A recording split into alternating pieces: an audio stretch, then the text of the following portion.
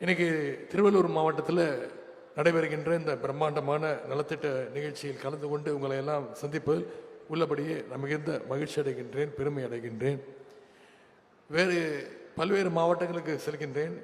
வேறு எந்த மாவட்டத்திலும் இல்லாத வகையில் இன்னைக்கு நம்முடைய திருவள்ளூர் மாவட்டத்தில் இன்னைக்கு மட்டும் 1,00,000க்கும் அதிகமான பயனாளிகளுக்கு சுமார் 1,500 கோடி ரூபாய் மதிப்பிலான நலத்திட்ட உதவிகளை இன்னைக்கு கொடுக்க இருக்கின்றோம். நம்முடைய முதலமைச்சர் அவர்கள் கொடுக்க சொல்லியிருக்கிறார். அதில் சுமார் 325 கோடி ரூபாய் மதிப்பிலான முடிஞ்ச பணிகளை இன்னைக்கு துவக்கி வச்சிருக்கிறோம். 137 கோடி ரூபாய் மதிப்பில் புதிய பணிகளை இன்னைக்கு துவங்கி வச்சிருக்கிறோம். இங்கே ஒரு முக்கியமான விஷயத்தை உங்ககிட்ட நான் குறிப்பிட்டு சொல்ல வேண்டும். இந்தியாவிலேயே நீர்நிலையில் தன்னிறைவு பெற்ற ஒரு ஊராட்சியாக இந்த மாவட்டத்தில் உள்ள பாலாபுரம் ஊராட்சி ஒன்றிய அரசினுடைய விருதை சமீபத்தில் வாங்கியிருக்கின்றீங்க. அதற்காக உழைத்த மாவட்ட நிர்வாகத்திற்கும் அரசு அதிகாரிகளுக்கும் அலுவலர்களுக்கும் இதை சாத்தியப்படுத்த ஒத்துழைத்த பொதுமக்களுக்கும் குறிப்பாக பாலாபுரம் ஊராட்சியை சேர்ந்த பொதுமக்கள் அத்தனை பேருக்கும் இந்த நேரத்தில் என்னுடைய வாழ்த்துக்களையும் பாராட்டுகளையும் நான் தெரிவித்துக் கொள்கின்றேன். எந்த ஒரு மனுஷனுக்கும் உண்ண உணவு, உடுத்த உடை, இருக்க இடம் அப்படிங்கிறது ஒரு அடிப்படை தேவை. இந்த தேவைகளை பூர்த்தி செய்ய பார்த்து பார்த்து திட்டங்களை தீட்டியவர் தான் நம்முடைய தலைவர் கலைஞர், முத்தமிழறிஞர் டாக்டர் கலைஞர் அவர்கள். குறிப்பாக கலைஞர் அவர்கள் தான் ஊருக்கு ஊர், தெருவுக்கு தெரு ரேஷன் கடைகளை திறந்து வச்சார். இன்னைக்கு தமிழ்நாட்டில் உணவு பற்றாக்குறை, உணவு பஞ்சமே இல்லைங்கிற நிலைமையை உருவாக்கியவர் முத்தமிழறிஞர் டாக்டர் கலைஞர் அவர்கள். அதற்கு அடையாளமாகத்தான் இன்னைக்கு இந்த நிகழ்ச்சியில் மட்டும் 2000 பேருக்கு ரேஷன் அட்டைகளை இன்னைக்கு கொடுக்க இருக்கின்றோம்.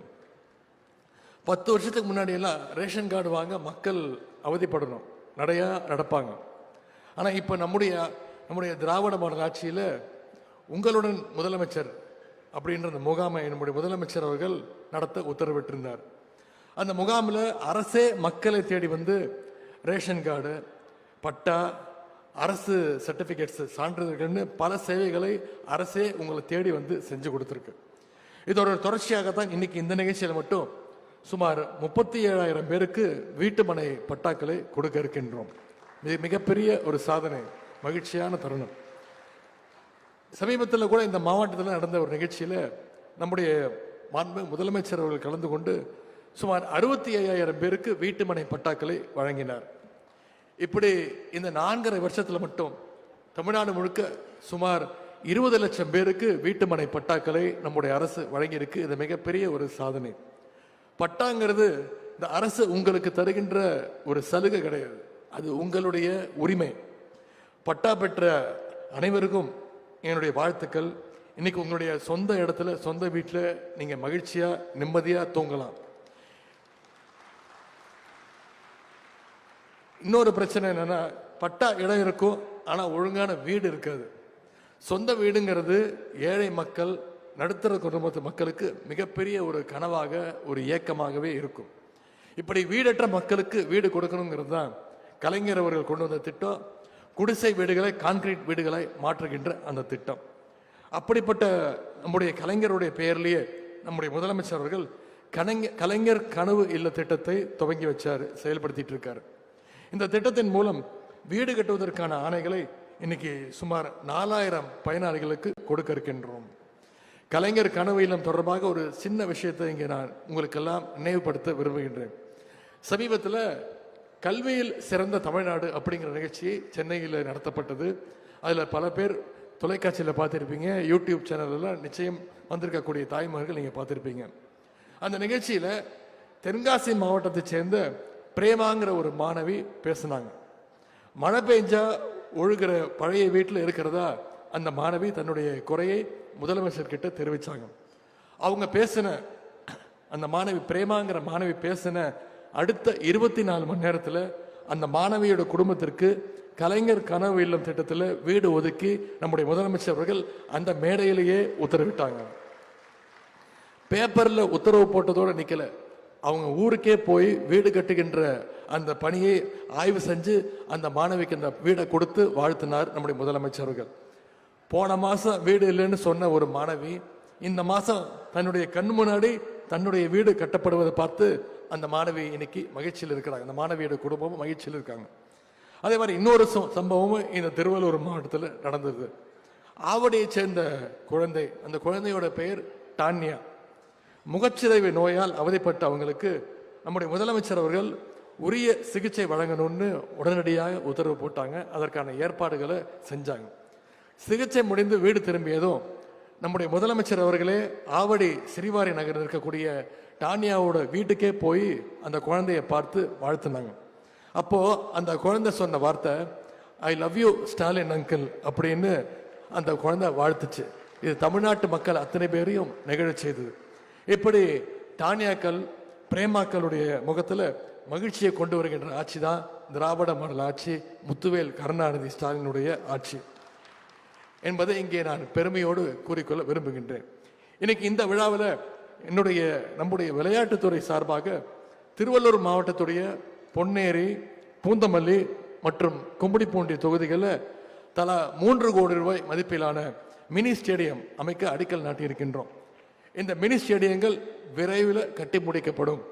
அதை இந்த மாவட்ட விளையாட்டு வீரர்கள் சிறப்பாக பயன்படுத்திக் கொள்ள வேண்டும் என்று நான் வாழ்த்துகின்றேன். இது தவிர இன்னைக்கு இங்கே 50,000 மகளிர் சுவித குழுக்களுக்கு சகோதரிகளுக்கு அடையாள அட்டையும் கொடுக்க இருக்கின்றோம், ஐடி கார்ட்ஸ். நான் ஒவ்வொரு மாவட்டத்திலையும் அந்த குழு சகோதரிகளை சந்திக்கும் பொழுது சொல்வது தான், அவங்க எங்கிட்ட சொல்லும்போது பேசுவாங்க, ஆனால் சாஃப்ட்வேரில் வேலை செஞ்சால் மட்டும்தான் ஐடி கார்டு கொடுப்பீங்களா, சாதிக்கணும்னு வேலை செய்கிற எங்களுக்கும் ஐடி கார்டு கொடுக்க மாட்டீங்களான்னு அந்த குழுக்களை சேர்ந்த சகோதரிகள் உரிமையோடு கேட்டாங்க. அந்த கோரிக்கையை முதலமைச்சர்கிட்ட சொன்ன உடனே முதலமைச்சர் போட்ட உத்தரவு, இன்னைக்கு இந்தியாவிலே எந்த மாநிலத்திலும் இந்த திட்டம் கிடையாது. மகளிர் சுய உதவி குழுக்களை சேர்ந்த அத்தனை சகோதரிகளுக்கும் அவங்க புகைப்படத்தோடு சேர்ந்து ஐடி கார்டு கொடுக்கப்பட்டிருக்கு. முதலமைச்சர் சொன்னது, ஐடி கார்டு கொடுத்தா மட்டும் பத்தாது, அந்த ஐடி கார்டு மூலமா அவங்களுக்கு பல்வேறு பயன்களும் கிடைக்கணும்னு முதலமைச்சர் அவர்கள் உத்தரவிட்டார். அந்த வகையில் தான் இன்னைக்கு குழுவினருக்கு சகோதரிகளுக்கு ஐடி கார்டு கொடுக்கப்பட்டிருக்கிறது.